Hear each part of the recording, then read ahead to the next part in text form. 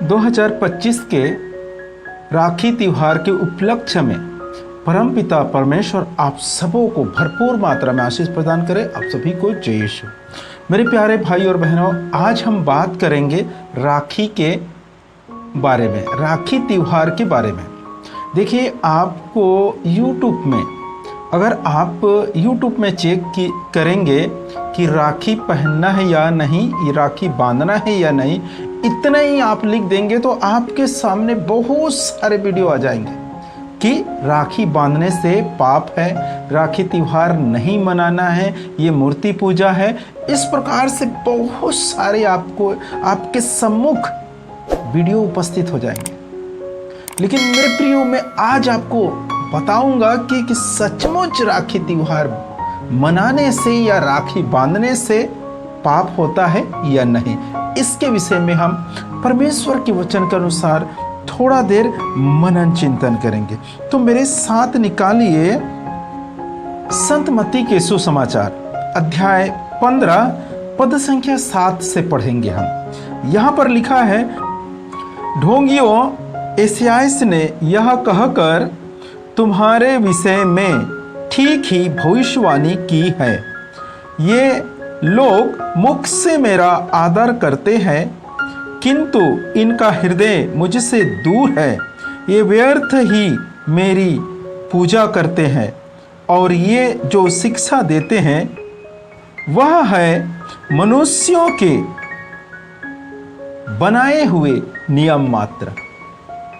मेरे प्रिय भाई और बहनों, इस घटना को आप बार बार पढ़े होंगे, सुने होंगे, जानते होंगे। यहाँ पर प्रभु यीशु मसीह के पास यरूशलेम के कुछ शास्त्री और फरीसी लोग आए और प्रभु यीशु मसीह से कहते हैं, आपके शिष्य क्यों पुरखों के जो परंपरा है उसे तोड़ते हैं। अब परंपरा क्या थे? परंपरा क्या है कि हाथ पैर धोकर हम भोजन पर बैठें, बगैर हाथ पैर धोए सिवाय हमको भोजन नहीं खाना है या भोजन पर बैठना नहीं है। ये इनके परंपरा के अंतर्गत है। ये पूर्वजों का नियम है इनके, किनके? जो इस्राएल लोग हैं। लेकिन प्रभु यीशु मसीह जब आए और प्रभु यीशु मसीह ने अपने शिष्य तैयार किए, और प्रभु यीशु मसीह के साथ जब शिष्य लोग चलते थे तो कभी खाने के लिए मिलते थे, कभी नहीं मिलते थे, तो प्रभु यीशु मसीह के साथ ही भूखे रह जाते थे। और जब खाने मिल गया तो कभी कभी हाथ पैर धोने के लिए शिष्य लोग भूल जाते थे, कुछ ऐसे ही खाना खाना चालू कर लेते थे। तो ये देखकर ये जो शास्त्री फरीसी लोग हैं वो लोग कुड़कुड़ाते थे, प्रभु यीशु मसीह को कहते थे कि तुम्हारे शिष्य क्यों हमारे पूर्वजों की परंपरा को रद्द करते हैं, तोड़ते हैं। इस प्रकार से प्रभु यीशु मसीह के पास कहते थे। तो प्रभु यीशु मसीह ने कहा, और तुम लोग भी अपने परंपरा के नाम पर परमेश्वर के वचन को क्यों रद्द करते हो? इस प्रकार से लिखा है। तो प्रभु यीशु मसीह उन शास्त्री फरीसियों को समझाते हैं कि किस प्रकार अपने परंपरा के नाम पर परमेश्वर के वचन को रद्द करते हैं। कौन? ये इस्राएली लोग, शास्त्री फरीसी लोग। देखो, जब उस पीछे जब 15 के जो 1 से जब पढ़ेंगे तो वहाँ पर लिखा है कि ये जो शास्त्री फरीसी लोगों को प्रभु यीशु मसीह ऐसा कह रहा है, उन्हें समझा कैसे रहा है कि जैसे कि माँ बाप को पालना है, पालन पोषण करना है, उसके आदर सम्मान करना है। लेकिन ये लोग क्या कहते हैं, ये परमेश्वर के वचन में लिखा है, परमेश्वर की आज्ञा है। परमेश्वर ने जब 10 आज्ञा मूसा को दिए थे, उसमें से चौथे आज्ञा यही है। चौथे आज्ञा यही है, क्या है? कि हमें अपने माँ बाप को संभालना है। लेकिन यहाँ पर क्या करते हैं ये लोग? प्रभु यीशु मसीह समझा रहे हैं कि तुम लोग अपने परंपरा के नाम पर परमेश्वर के वचन को रद्द करते हो और कहते हो जो हमसे जो आपको लाभ मिल सकता था अपने माँ बाप से को, जो हमसे जो बच्चे लोग हैं वो लोग कहते हैं कि हमसे जो अपने माँ बाप को लाभ मिल सकता था, उसे हमने क्या किया? परमेश्वर के मंदिर में अर्पित कर दिए। इसलिए अब आप लोगों को देने के लिए हमारे पास कुछ नहीं है। आपके जो हिस्से देना था, मिलना था, उसे हमने क्या किया, परमेश्वर के मंदिर पे अर्पण कर दिए, दान में दे दिए, इसलिए हमारे पास अब आपको देने के लिए कुछ भी नहीं है। इस प्रकार से वो लोग अपने माँ बाप को देखभाल नहीं करते, उन्हें संभालते नहीं हैं, उनके आदर सम्मान कुछ भी नहीं है। तो इसी को देखते हुए प्रभु यीशु मसीह कहता है कि क्यों अपने परंपरा के नाम पर परमेश्वर के वचन को रद्द करते हो तुम लोग। और आगे हम जो पढ़े उसमें लिखता है, ढोंगियो एसायास ने यह कहकर तुम्हारे विषय में ठीक ही भविष्यवाणी की है, ये लोग मुख से मेरा आदर करते हैं। क्या कहते हैं प्रभु मसीह ऐसे लोगों को, ये लोग मुख से तो मेरी आदर करते हैं, परंतु इनका हृदय मुझसे दूर है, इनका हृदय मुझसे दूर है। और आगे कहते हैं, यह व्यर्थ ही मेरा पूजा करते हैं, और ये जो शिक्षा देते हैं वह है मनुष्यों के बनाए हुए नियम मात्र। आज हम राखी के विषय में बातचीत करेंगे। राखी के जो विषय है, अभी जो राखी के विषय में आप जो वीडियो देखेंगे उसमें हर एक यही कह रहे हैं कि राखी मत लगाना, ये पाप है, राखी पहनना ही नहीं है, ये परमेश्वर आपको दंड देगा, ये राखी के त्योहार में अगर सम्मिलित हो गए तो मूर्ति पूजा है। ये सभी लोग इस वीडियो में इसी प्रकार वीडियो बनाने में लगे हुए। लेकिन परमेश्वर के वचन क्या कहता है, वह है मनुष्यों के बनाए हुए नियम मात्र। ये परमेश्वर के वचन नहीं है। राखी बांधो या रक्षाबंधन का त्योहार मनाओ, इससे परमेश्वर की कोई मतलब नहीं है। परमेश्वर कभी ये वचन में आपको देखने के लिए नहीं मिलेंगे कि परमेश्वर ने कहा है मुझे कि रक्षाबंधन के त्योहार में सम्मिलित नहीं होना है, मुझे राखी नहीं बांधना है, ये आपको देखने के लिए मिलेगा ही नहीं। यहाँ पर सिर्फ किसके नियम है ये जो हमारे अगवे लोग हैं। कौन ये लोग हैं जो मुख से परमेश्वर के आदर करते हैं, किंतु इनका हृदय परमेश्वर से दूर है। अगर परमेश्वर से लगा रहता है इनका दिल हृदय, तो ये लोग आपको अपने परिवार से अलग करने की सलाह बिल्कुल नहीं देते, क्योंकि परमेश्वर कहता है ये मनुष्यों के बनाए हुए नियम मात्र है, जो हमें राखी से वंचित कर रहे हैं, रक्षाबंधन त्योहार से वंचित कर रहे हैं, वो लोग अलग कर रहे हैं हमारे परिवार से। वो क्या है, परमेश्वर के वचन नहीं है, परमेश्वर के आदेश नहीं है, ये सिर्फ मनुष्यों के बनाए हुए नियम मात्र है।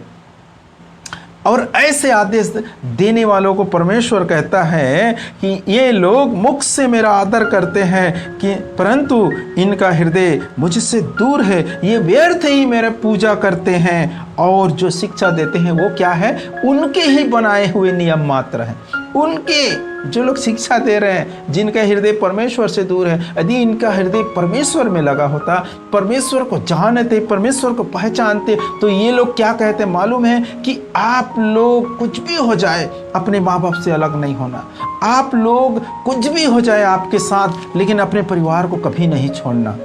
इस प्रकार से सलाह देते हैं ये लोग। अगर परमेश्वर के नज़दीक रहते, परमेश्वर में अगर ऐसे प्रचार करने वाले के हृदय परमेश्वर में लगा रहता, तो ये लोग क्या प्रचार करते मालूम कि आप कुछ भी हो जाए अपने माँ बाप को नहीं छोड़ना, आपके साथ कुछ भी हो जाए अपने परिवार को नहीं त्यागना, इस प्रकार से सलाह देते। लेकिन ये क्या करते हैं, हम जो सब हिंदू हैं, आज भी 100% जो विश्वासी है वो हिंदू ही लिखते हैं, और हम हिंदू परिवार से आए हैं, हमारे माता पिता हिंदू हैं, हमारे चाचा चाची हिंदू हैं, हमारे रिश्तेदार हिंदू हैं, हमारे पड़ोसी हिंदू हैं, तो क्यों ना मनाए हम उनके साथ त्योहार, क्यों ना मनाए हम उसके साथ रक्षाबंधन का त्योहार, हमें मनाना ही है। और ऐसे प्रचारक के अगर हृदय परमेश्वर में लगा रहता, परमेश्वर को जानते, तो ये लोग हमें आदेश देते कि आप जाइए, सिर्फ मूर्ति पूजा नहीं करना, और उसके बाद आप त्योहार मना सकते हैं, रक्षाबंधन का त्योहार मनाइए,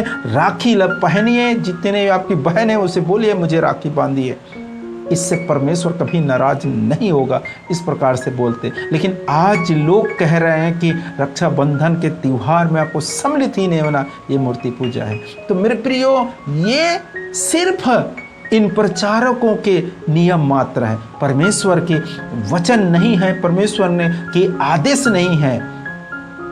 इसलिए मेरे प्रियो, आप अगर रक्षाबंधन कर त्योहार मनाते हैं तो इससे कोई मूर्ति पूजा नहीं होता।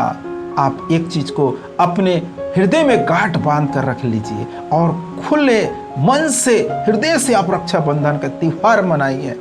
देखिए, जब भी आप परमेश्वर के वचनों को पढ़ेंगे, प्रभु यीशु मसीह अपने सुसमाचार 4 पुस्तक में, मत्ती, मार्कुस, लूक और योहन में इतने सारे चमत्कार किए हैं कि हर प्रकार के चमत्कार हैं। मुर्दों को जीवंत जिंदा किए, लंगड़े को चलाए उसने अपने सामर्थ्य से, गूंगे को बोलने को लिए लगाया अपने सामर्थ्य, अंधे को देखने के लिए लगाया और बहरे थे उन्हें सुनने के लिए लगाया। इतने बड़े बड़े चमत्कार किए हैं परमेश्वर ने। लेकिन जब उनके चमत्कारों को जब आप पढ़ेंगे तो कहीं पर भी परमेश्वर, प्रभु यीशु मसीह ये नहीं कहते कि आप ये नहीं खाना। कहीं पर भी प्रभु यीशु मसीह उनके जो परंपरा है, उनके जो रहन सहन है, उनसे कभी परहेज करने के लिए कभी नहीं कहा। सिर्फ प्रभु यीशु मसीह कहा, लोगों को जो चंगाई पाते थे उन्हें कहते थे फिर से पाप नहीं करना, अर्थात मूर्ति पूजा नहीं करना। बस यही है, हमें मूर्ति पूजा नहीं करना है। और हम मूर्ति पूजा कर भी कैसे सकते हैं? हर एक विश्वासी जानते हैं प्रभु यीशु मसीह को, ठीक है, हर एक विश्वासी जानते हैं प्रभु यीशु मसीह को। और प्रभु यीशु मसीह को छोड़कर हम किसी के पास दंडवत नहीं करते, किसी के आगे हम झुकते नहीं है कि ईश्वर है बोलकर, सिर्फ प्रभु यीशु मसीह के सामने झुकते हैं, वो हमारा ईश्वर है करके। तो फिर मूर्ति पूजा का सवाल ही पैदा नहीं होता। मेरे प्रिय भाई और बहनों, आज आप परमेश्वर के वचन से देखे हैं, ऐसे शिक्षा देने वालों को प्रभु यीशु मसीह कहता है, ये लोग मुख से मेरा आदर करते हैं परंतु इनका हृदय मुझसे दूर है। मेरे प्रिय भाई और बहनों, परमेश्वर के वचन में लिखा है, ढोंगियों, इस्याइस ने यह कहकर तुम्हारे विषय में ठीक ही भविष्यवाणी की है। क्या ऐसा है? तो मेरे प्रिय भाई और बहनों, समझिए, कुछ बातों को समझना बहुत जरूरी है। अगर हम समझ जाएंगे तो परम पिता परमेश्वर के लिए बहुत सारे फल उत्पन्न कर पाएंगे। अगर हम अज्ञानी रह गए तो फल उत्पन्न तो कभी नहीं कर पाएंगे। इसलिए मेरे प्रिय भाई और बहनों, परमेश्वर के वचन को पढ़िए, किसी के बहकाव में ना आए और आप खुल के पूरे हृदय से रक्षाबंधन त्योहार मनाएं। परमेश्वर पिता 2025 के रक्षाबंधन के उपलक्ष्य में सभी विश्वासी भाई बहनों को और समस्त हिंदू परिवार को भरपूर मात्रा में आशीष प्रदान करे। आप सभी को जय यीशु।